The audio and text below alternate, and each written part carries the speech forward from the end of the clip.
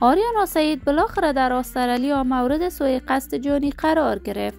دلیل ترور آریانا سعید در کشور استرالیا چی بوده است؟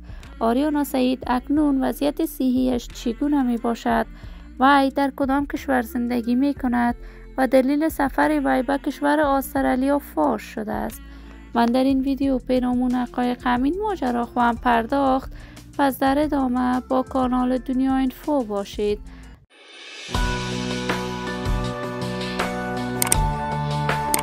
سلام و سلامتی ایام و کامتان باد. شما را خوش آمدید میگم به یکی دیگر از ویدیوهای جذاب کانال دنیا اینفو.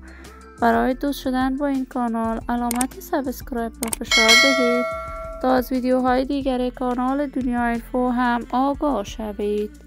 آریانا سعید یکی از هنرمندان خوش صدای افغان، هنرمند تاریخ ساز در هنر موسیقی افغانستان بوده است. آریانا سعید کارهای هنری بیشماری برای دوستداران و طرفداران صدایش در سرتاسر جهان برگزار می کند. وی کنسرت های دوست دارد در سرتاسر جهان برای طرفداران صدایش برگزار کند. چندی قبل کنسرتی در کشور استرالیا برگزار کرد. در یکی از این کنسرت ها آریانا سعید بار دیگر لباس های جنجالی و بدن نما بر تن کرده است که مورد انتقاد و نقد شدید علاقمندان و دوستدارانش قرار گرفته است.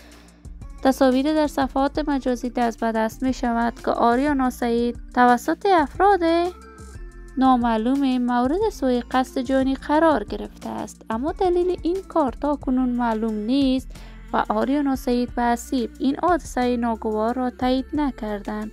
ولی اکنون آریانا سعید در کشور ترکیه زندگی می کند و مانند قبل به زندگی عادیش ادامه داده است. وی قرار است در کشور امارات متحده عربی سرمایه گذاری انگفته انجام بدهد و رستوران به نام خودش بسازد. من آرزوی موفقیت، خوشبختی و سعادت برای این بانوی هنرمند از بارگاه عزت الله عزال تمنا دارم. شما هم نظریاتتان را در بخش کامنت با من شریک بسازید. اگر تا هنوز عضو کانال دنیا اینفو نشدید، پس برای عضویت با این کانال علامت سابسکرایب را فشار دهید. این ویدیو را با علاقمندان و طرفداران آریانا سعید به اشتراک بگذارید. صحت و سلامت برای شما نازنینان تمنا دارم.